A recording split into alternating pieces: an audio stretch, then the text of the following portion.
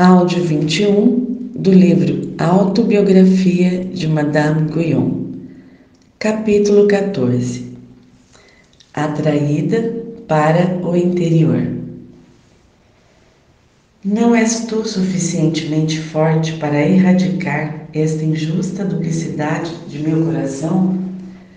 Meu marido, desfrutando de uma trégua de seus quase contínuos ataques, quis ir para Orleans e depois para Touraine. Nessa viagem, minha vaidade resplandeceu pela última vez. Recebi muitas visitas e aplausos, mas com que clareza eu vi a estupidez dos homens que tanto se deixavam levar pela vã beleza. Eu odiava tal atitude, mas não aquilo que a causava, embora às vezes tivesse um ardente desejo de ser libertada disso. A contínua luta entre a natureza e a graça não me custava uma aflição menor. A natureza agradava-se do aplauso público. A graça causava-me espanto. O que aumentava a tentação era que estimavam virtude em mim, unida à juventude e à beleza. Não sabiam que toda virtude só existe em Deus e em sua proteção, e que toda a fraqueza estava em mim. Eu buscava os confessores para acusar-me a mim mesma de minhas quedas e para chorar por meus deslizes. Eles eram profundamente insensíveis à minha dor. Respeitavam o que Deus condenava. Tinham por virtude o que a mim me parecia detestável aos seus olhos. Longe de medir minhas faltas por meio das graças de Deus, eles só consideravam o que eu era, em comparação com o que poderia ter feito. Por conseguinte, em vez de culparem-me, eles só adulavam meu orgulho. Justificavam-me naquilo que levava Deus a repreender-me, ou só consideravam como uma pequena falta o que em mim muito desagradava àquele de quem eu havia recebido tantas notáveis misericórdias.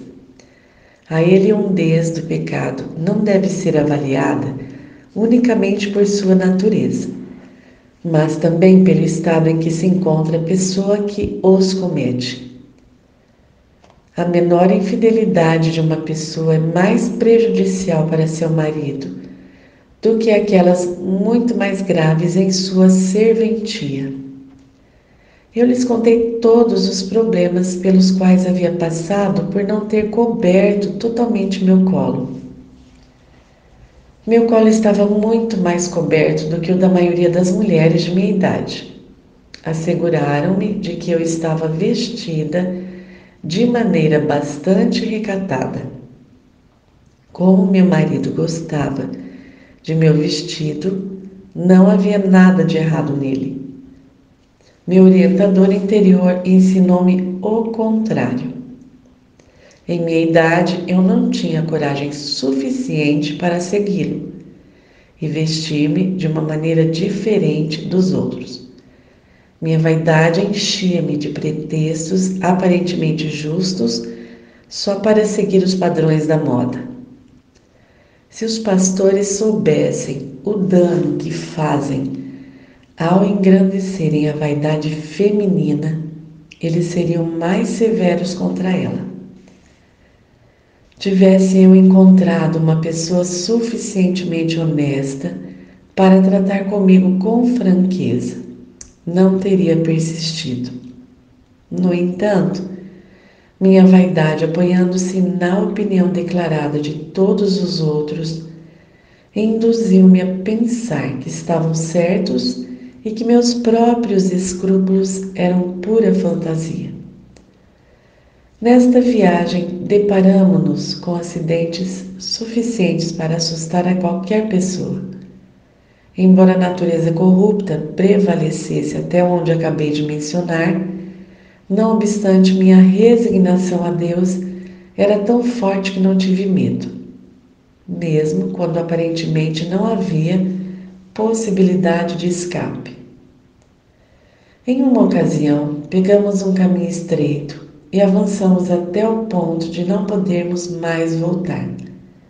Quando percebemos que o caminho estava socavado pelo rio Loire, que fluía por debaixo e que as margens haviam caído, de modo que em alguns lugares os lacaios viram-se obrigados a levantar um dos lados da carruagem. Todos aqueles que estavam à minha volta ficaram completamente aterrorizados, mas Deus manteve-me em perfeita tranquilidade. Eu me regozijava por dentro, diante da perspectiva de perder minha vida por causa de uma singular proeza de sua providência. Quando voltei, fui ver a senhora Granger, a quem relatei o que me acontecera enquanto estava fora. Ela me fortaleceu e me incentivou a seguir o meu primeiro propósito. Aconselhou-me a cobrir o colo, o que tenho feito desde então, apesar de sua singularidade. O Senhor, que por tanto tempo havia adiado o merecido castigo por tamanha série de infidelidades, agora começava a castigar-me pelo abuso de sua graça. Às vezes eu queria ir para o convento e considerava legítima a ideia. Via em que eu era fraca e que minhas faltas eram sempre da mesma natureza. Preferia esconder-me em alguma gruta ou ser confinada em uma sombria prisão a desfrutar de uma liberdade pela qual sofria tanto. O amor divino delicadamente atraía-me para o interior e a vaidade arrastava-me para o exterior. Por causa da contenda, meu coração estava dilacerado, uma vez que eu não me entregava totalmente nem a um nem a outro. Eu suplicava ao meu Deus que me privasse do poder de desagradar-lhe e clamava: não és tu suficientemente forte para erradicar esta injusta duplicidade de meu coração? Pois minha vaidade irrompia quando surgia uma oportunidade. Não obstante, logo voltei para Deus. Ele, em vez de rejeitar-me ou repreender-me, muitas vezes recebia-me de braços abertos e dava-me novos testemunhos de seu amor. Esses testemunhos enchiam-me de dolorosas reflexões sobre minha ofensa.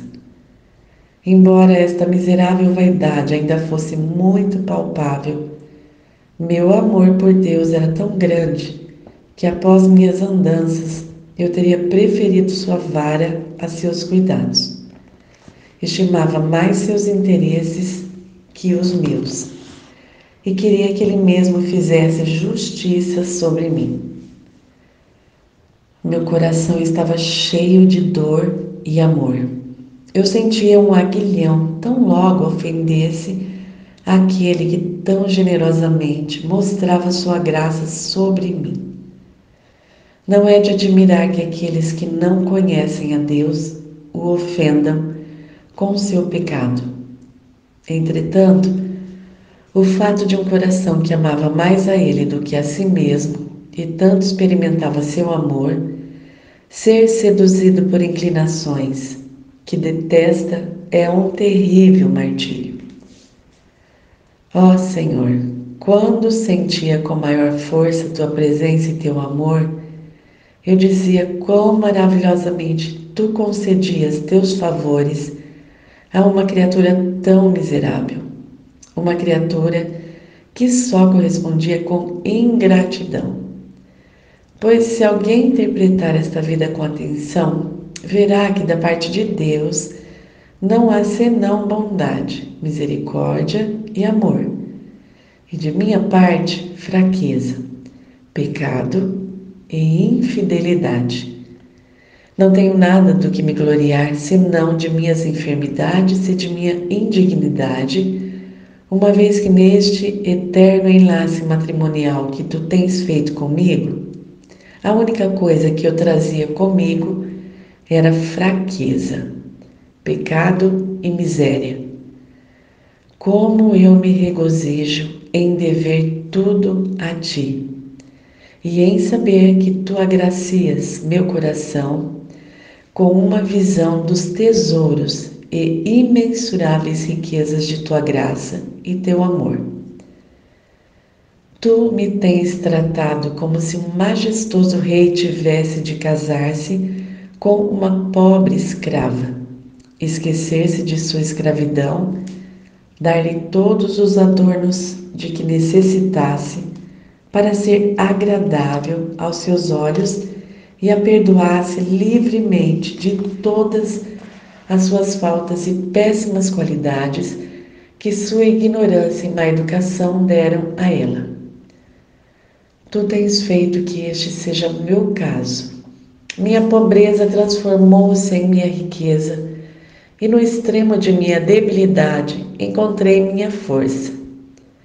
Oh, se alguém soubesse de que confusão se enche a alma com os favores indulgentes de Deus depois de suas faltas, essa alma desejaria com todas as suas forças satisfazer a justiça divina.